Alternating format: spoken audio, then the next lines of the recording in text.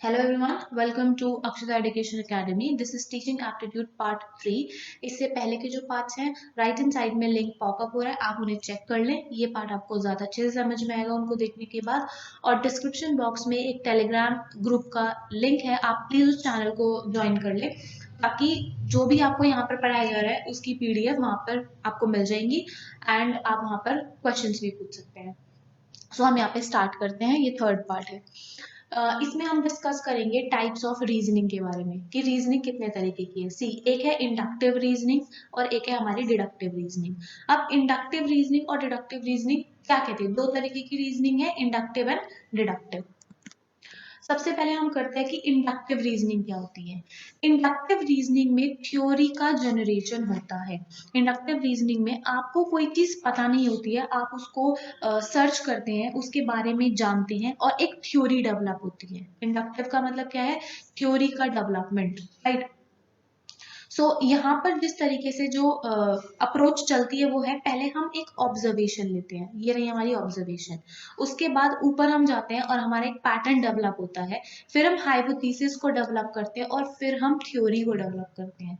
इसके 4 स्टेप है और ये कैसा है? ये टॉप टू, ये मतलब अपवर्ड है. आप ये कह सकते हैं ये अपवर्ड है.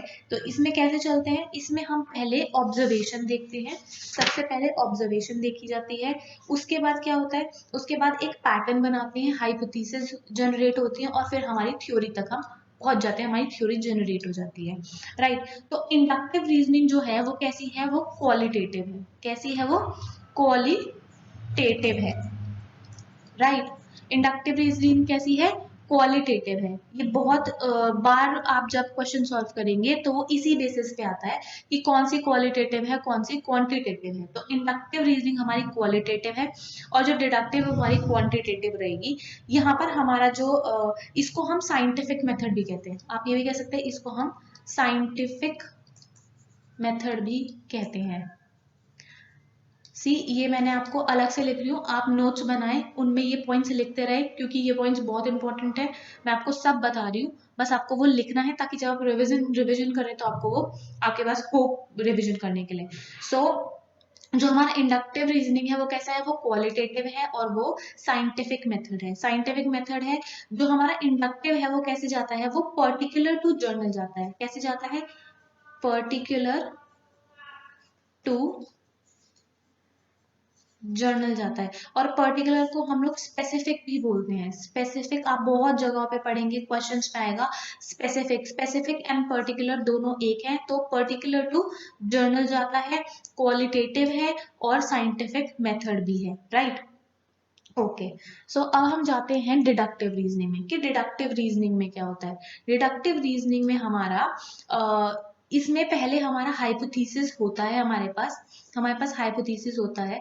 देन सॉरी, हमारे पास थ्योरी होती है. वहां पर क्या हो रहा था? हम एक नई थ्योरी का फॉर्मेशन कर रहे थे.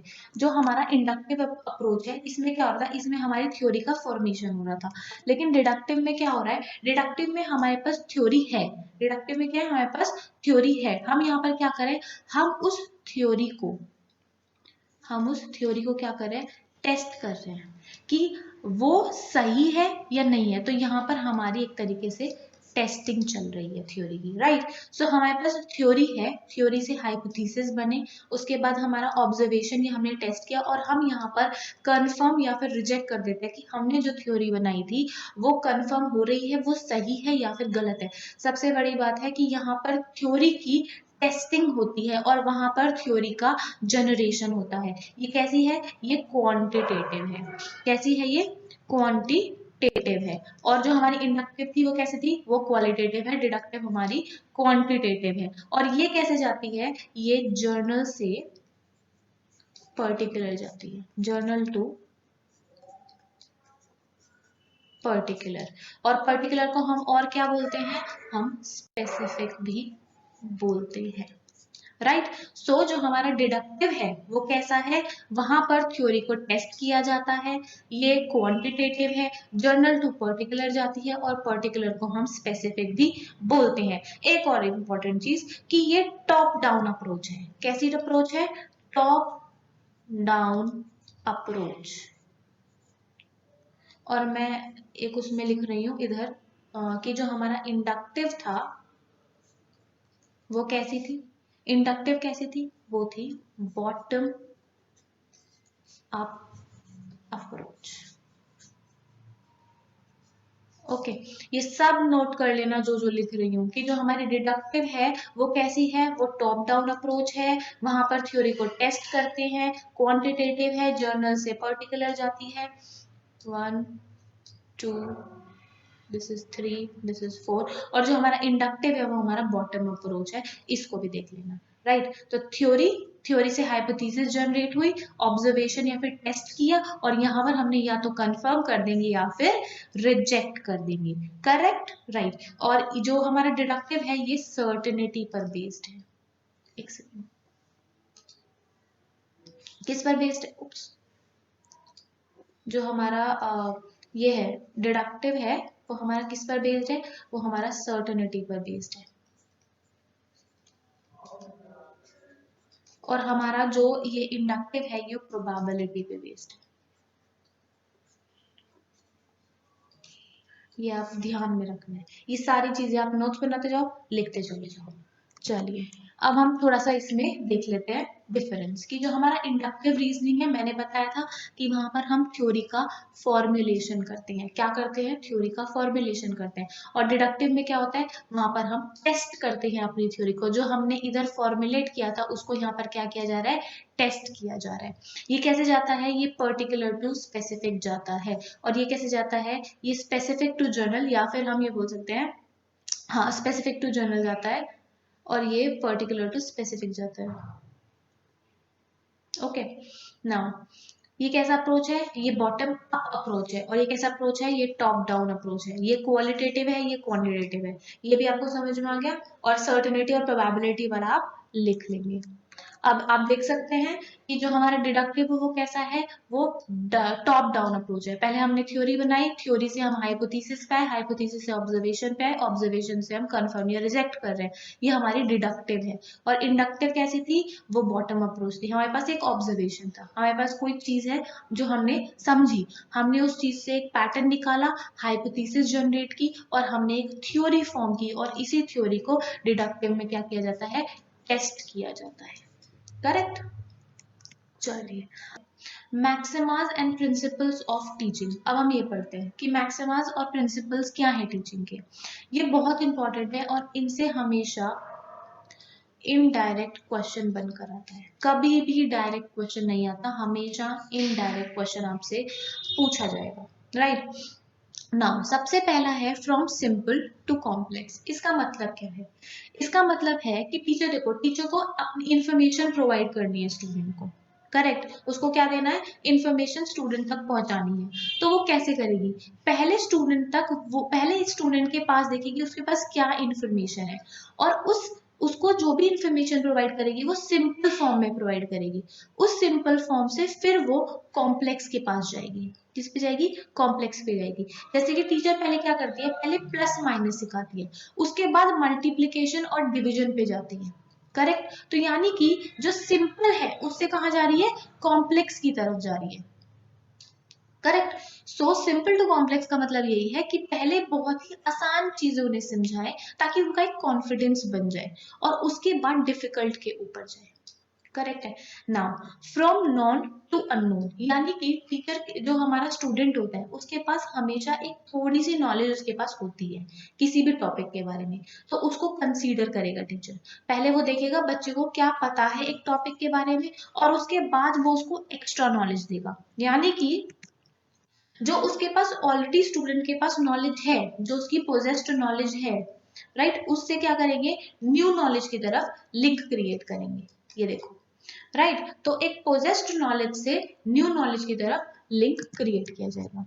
From concrete to abstract, concrete का मतलब क्या है, कॉन्क्रीट का मतलब है सॉलिड, और एब्स्ट्रैक्ट का मतलब क्या है, एब्स्ट्रैक्ट का मतलब है इमेजिनेटिव थिंग्स, यानी कि पहले बच्चे को जब हम प्री प्राइमरी लेवल पे होते हैं तो हमें क्या करते हैं, हमें 1 2 3 सिखाने के लिए कुछ इमेजेस होती हैं, जैसे कि यहाँ पे आप देख सकते हो, ये है कि अगर आपको 3 ये समझाना है 3 और 5 2 को प्लस करके क्या बनता है, तो हमने यहाँ पर कलर्स डिफरेंट कर दिए, कैमरे के 3 ब्लू कलर के और 2 ग्रीन कलर के, अब बच्चा उसको कर सकता है, काउंट कर सकता है।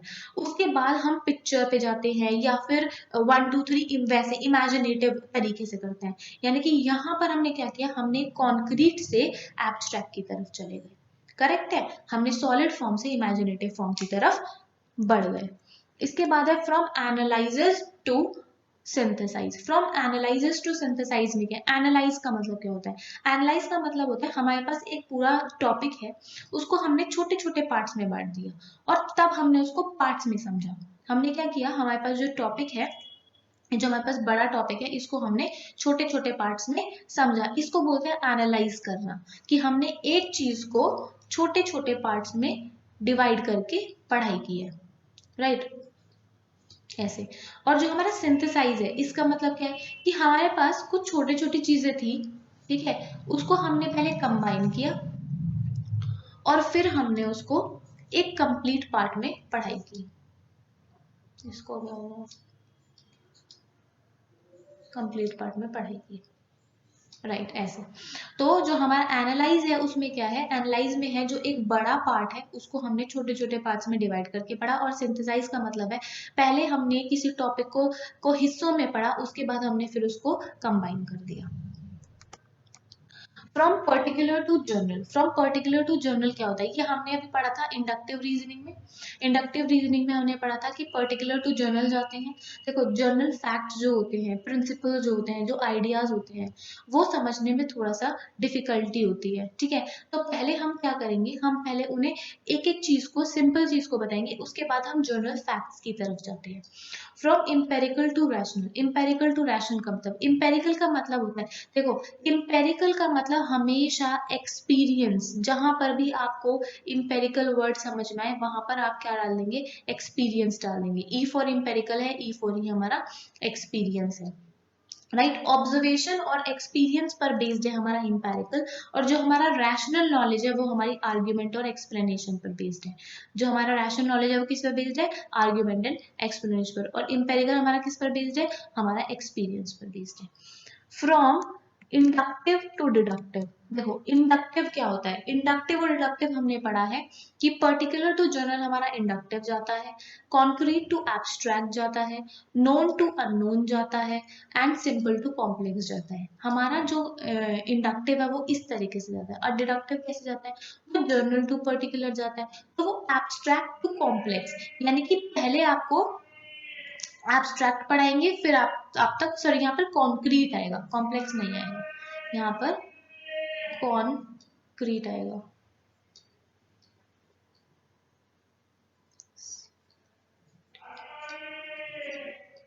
राइट, कॉन्क्रीट आएगा। और जो यहाँ पर वो है अननोन टू नोन, कि हमें कुछ नहीं पता है उस तक हम, जो हम जानते हैं उस तक पहुंचेंगे। एंड कॉम्प्लेक्स टू सिंपल, यानी कि डिडक्टिव में उल्टा हो जाता है inductive. From whole to part, teacher first give the whole idea of the study to the student and then study that in part basis। यानी कि पहले हमने क्या किया, हमने पहले बच्चों को बता दिया ओवरऑल क्या चीजें चाहिए, उसके बाद कहाँ गए हम, फिर छोटे छोटे उन पार्ट्स को पढ़ना शुरू किया। हमने पहले उन्हें बता दिया कि हम टीचिंग एप्टीट्यूड पढ़ेंगे, हम टीचिंग एप्टीट्यूड में क्या पढ़ेंगे, और उसके बाद हम कहाँ आ गए, फिर हम आ गए इन सब चीजों पे कि अच्छा हम टीचिंग एप्टीट्यूड में टीचर कैसी होती है, टीचिंग कैसी होती है, कैरेक्टरिस्टिक्स क्या है, फीचर्स क्या है, मैक्सिमास क्या है, ये सब पढ़ेंगे। तो होल टू पार्ट का मतलब है पहले एक आइडिया दे देना और फिर क्या करना, उसको पार्ट्स में डिवाइड कर देना। From definite to indefinite, definite to indefinite का मतलब है, देखो जो डेफिनेट होता है वो लिमिटेड होता है, तो जब हम पहले उनको लिमिटेड चीजें सिखा देंगे तब उनको इनडेफिनेट यानी कि अनलिमिटेड चीजों की तरफ लेकर जाएंगे। From psychological to logical, पहले psychological, it take into consideration the interest of pupil, abilities, aptitude, development, need and experience, right? And logical में क्या है, sequence and step by step। जब बच्चा एक टॉपिक को पढ़ते समय जो है इंटरेस्ट होने लगता है तब हम उसे स्टेप बाय स्टेप चीजों को समझाते हैं। अगर आपको कोई चीज एक बार में नहीं समझ आती तो मैं जब दोबारा समझाऊंगी तो उसको धीरे धीरे एक एक स्टेप करके समझाऊंगी। करेक्ट। नाउ अब कुछ नोट्स हैं यहाँ पर, ये इंपॉर्टेंट है कि जो हमें लर्निंग बाय डूइंग मेथड है वो हमें जॉन डूई ने दिया है। किसने दिया है, जॉन डूई ने दिया है। प्रैग्मेटिज्म जो है उसका मतलब क्या है कि जो हम लर्निंग बाय डूइंग कर रहे हैं उसके साथ हम उसको इम्प्लीमेंट भी कर रहे हैं। लर्निंग बाय डूइंग के साथ हम क्या कर रहे हैं, इम्प्लीमेंटेशन भी कर रहे हैं। और ये हमें CS पियर्सन ने दिया था, और जॉन, क्योंकि लर्निंग बाय डूइंग तो हमें जॉन डूई ने दिया ही है, तो हमारा जो प्रैग्मेटिज्म है वो CS पियर्सन और जॉन डूई का ने दिया है हमें ये अप्रोच, राइट। सो हम आज की क्लास यहाँ पर खत्म करते हैं। अगर आपको ये वीडियो अच्छी लगी है, आप प्लीज चैनल को लाइक, शेयर एंड सब्सक्राइब करें। टेलीग्राम लिंक जरूर ज्वाइन कर ले, वहां पर आपको सारी PDF टाइम टू टाइम मिलती रहेंगी, आप रिविजन भी कर सकते हैं। और बहुत इंपॉर्टेंट है, जब भी आप किसी से भी आप पढ़ रहे हैं, पढ़ते टाइम टीचर बहुत सारी बातें, सब कुछ PDF में नहीं डाल सकता, बहुत सारी बातें आपको मुंह जुबानी समझाता है। आप धीरे धीरे नोट्स बनाना शुरू करें, नोट्स बहुत ज्यादा जरूरी है।